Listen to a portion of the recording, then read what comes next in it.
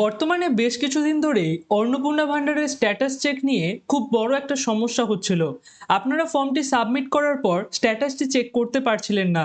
তো এই সলিউশনটা এই রিসেন্টলি কাল থেকে আপডেট হয়েছে এবং এখন আপনি খুব সহজেই আপনার যে ফোন নাম্বার দিয়ে ফর্মটি ফিল আপ করেছিলেন সেই ফোন নাম্বার দিয়েই আপনার বর্তমান স্ট্যাটাসটি চেক করতে পারবেন। বিভিন্ন ধরনের স্ট্যাটাস দেখাচ্ছে, হয়তো আপনার স্ট্যাটাস অ্যাপ্রুভ হয়েছে, হয়তো রিজেক্ট হয়ে গেছে, হয়তো কোনো স্ট্যাটাসই দেখাচ্ছে না।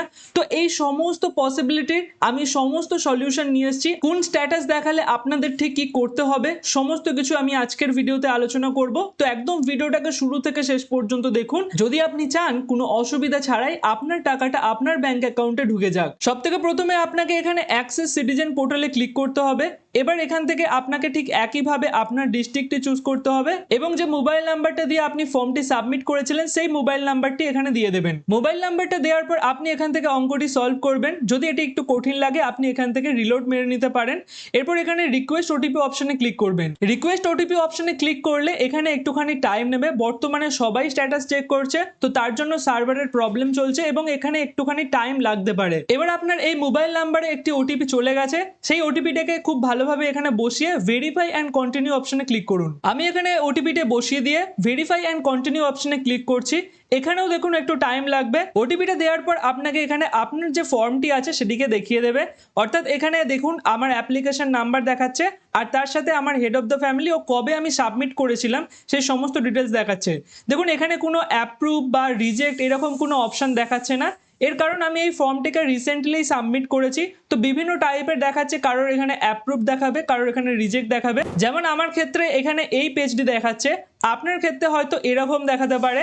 এখানে আপনার অ্যাপ্লিকেশন সাবমিটেড আন্ডার প্রসেস দেখাতে পারে, অথবা আপনার এখানে দেখাতে পারে যে পেমেন্ট ফেলিওর এবং তার সাথে অ্যাপ্লিকেশন অ্যাপ্রুভ। অর্থাৎ আপনার অ্যাপ্লিকেশন তো অ্যাপ্রুভ হয়ে গেছে কিন্তু আপনার পেমেন্টটা ফেল হচ্ছে, অর্থাৎ আপনার ব্যাংকে টাকাটা ঢুকতে পারছে না। কিংবা হয়তো আপনাকে এটা দেখাতে পারে যে অ্যাপ্লিকেশন রিজেক্টেড। তো কোন ক্ষেত্রে আপনারা কি করবেন, কেন এইগুলো দেখাচ্ছে সেগুলো এবার আপনাদের আমি জানিয়ে দিচ্ছি। প্রথমে দেখা যাক যে আপনার এখানে যদি কোনো রকম স্ট্যাটাস না দেখায় তখন আপনি কি করবেন। দেখুন যদি আপনার স্ট্যাটাস কেবলমাত্র সাবমিটেড দেখায়, অর্থাৎ অ্যাপ্রুভ বা রিজেক্ট কোনো কিছুই না দেখায়, তো সেক্ষেত্রে হতে পারে আপনি ফর্মটি সম্প্রতি সময়ে অর্থাৎ 27শে জুনের পরে ফিল আপ করেছেন বা জুলাই মাসের শুরুতে ফিল আপ করেছেন। তাই জন্য আপনার স্ট্যাটাসে কেবলমাত্র সাবমিটেড অপশনটি দেখাচ্ছে এবং এর অর্থ হলো যে আপনার ফর্মটি অনলাইনের মাধ্যমে সরকারি সিস্টেমে একদম সঠিকভাবে সফলভাবে জমা পড়ে গেছে। দেখুন নিয়ম অনুযায়ী যদি আপনি অনলাইনে কোনো ফর্ম সাবমিট করেন সেটা সাথে সাথে কিন্তু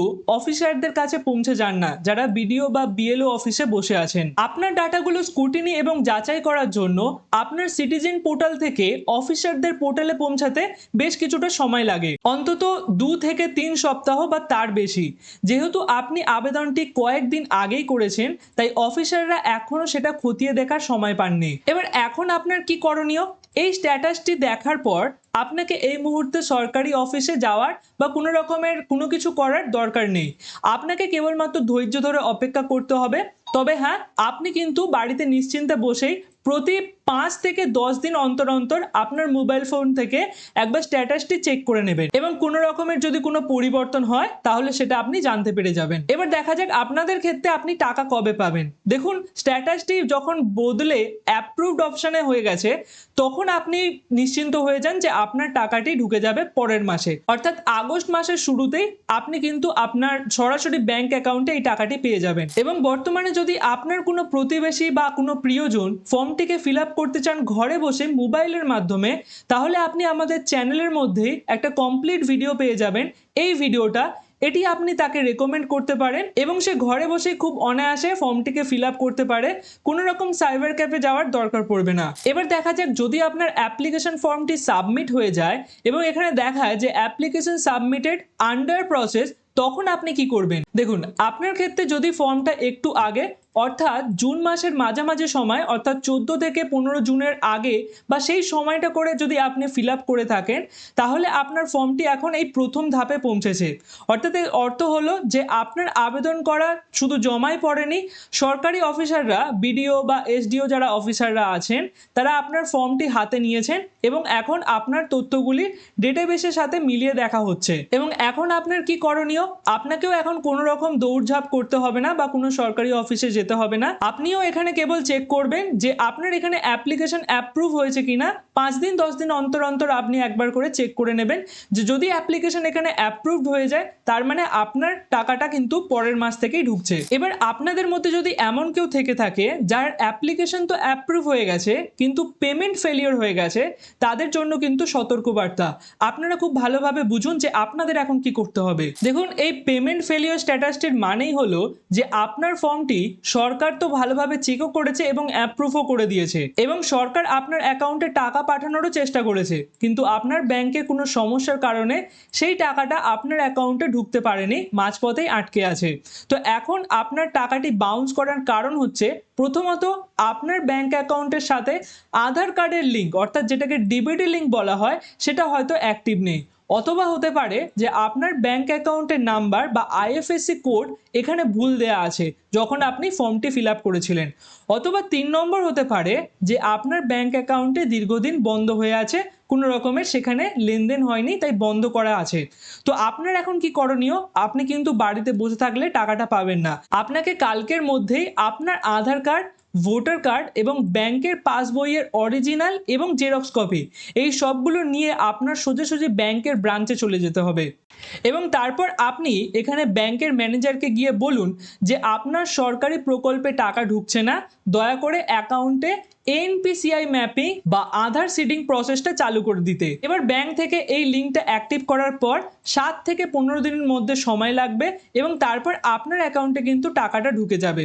এবং যদি পোর্টালে ইন ফিউচারে ব্যাংকের ডিটেলস বদলানোর কোনো অপশন থাকে তাহলে সেক্ষেত্রে আপনি আপনার আইএফএসসি কোড এবং ব্যাংকের অ্যাকাউন্ট নাম্বার যে ভুল আছে সেটা আপনি পরিবর্তন করতে পারবেন। এবার দেখুন, যদি আপনাদের মধ্যে কেউ এরকম থেকে থাকে যার অ্যাপ্লিকেশনটি রিজেক্ট হয়ে গেছে, তাহলে আপনি কি করবেন জেনে নিন। দেখুন, যদি আপনার অ্যাপ্লিকেশন রিজেক্ট হয়ে যায় তার মানে আপনার ফর্মে বা ডকুমেন্টে কোনো বড়সড় ভুল পাওয়া গেছে এবং যার জন্যই আপনার সম্পূর্ণ আবেদনটি বাতিল করে দেওয়া হয়েছে।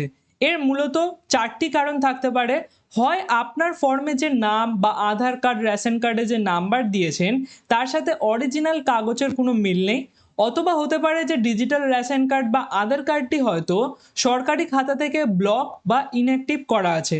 তৃতীয় যে প্রবলেমটা হতে পারে, সরকারি নিয়ম অনুযায়ী এই যে সুবিধাটা পাওয়ার জন্য আপনার বয়সসীমা পেরিয়ে গেছে এবং তার সাথে হতে পারে যে একই ব্যক্তির নামে হয়তো দুবার ফর্ম ফিল আপ হয়েছে এবং তার সাথে হতে পারে যে একই ব্যক্তির নামে হয়তো দুবার ফর্ম জমা পড়ে গেছে। এবার এখন আপনার কি করণীয়? অনলাইন বা মোবাইলের মাধ্যমে কোনো রকম ভাবে এটাকে আর ঠিক করা যাবে না। আপনার যে রিজেক্ট স্ট্যাটাসটি দেখাচ্ছে কম্পিউটার স্ক্রিনে সেটাকে আপনি প্রিন্ট আউট বার করে নেবেন এবং সেই প্রিন্ট আউটের সাথে পরিবারের সমস্ত নথি, অর্থাৎ আধার কার্ড, ডিজিটাল রেশন কার্ড, এই সমস্ত কিছু নথি সবার, তার সাথে ব্যাংকের পাসবই, এই সমস্ত কিছু নিয়ে আপনি নিয়ারেস্ট যে বিডিও অফিস আছে বা আপনার যে বিডিও অফিস বা পৌরসভা বা মিউনিসিপ্যালিটি অফিসে আপনি যোগাযোগ করুন। এছাড়া আপনার কাছাকাছি যদি কোনো জনকল্যাণ শিবির বসে আপনি সেখানেও যোগাযোগ করতে পারেন। একমাত্র ওখানকার অফিসাররাই বলতে পারবে ঠিক কি কারণে আপনার ফর্মটি বাতিল করা হয়েছে এবং তারা সেটা চাইলে তাদের কম্পিউটার থেকে সংশোধন করে দিতে পারেন। যদি সেটা না হয় তাহলে পরবর্তীতে দুয়ারে সরকার যে ক্যাম্প হবে সেখানে আপনি গিয়ে আপনার নতুন ফর্মটি জমা দিতে পারেন এই যে রিজেকশন কপিটা আছে সেটার সাথে। আশা করছি আপনাদের সমস্ত কিছু ডিটেলসে বোঝাতে পারলাম। যদি ভিডিওটা আপনাদের জন্য ইউজফুল হয় তাহলে অবশ্যই শেয়ার করে দিন আপনাদের প্রিয়জনদের মাঝে এবং তার সাথে এই চ্যানেলটিকে সাবস্ক্রাইব করে রাখুন। এরকমই ডিটেলসে আপনি তথ্য এখানে পেয়ে যাবেন। আর তার সাথে আপনি কিন্তু ভিডিওটাতে একটি হাইপ দিয়ে ভিডিওটিকে লাইক করে দিন আমাকে সাপোর্ট করার জন্য। দেখা হচ্ছে পরবর্তী কোনো আপডেটের ভিডিওতে, ততক্ষণের জন্য বাই বাই।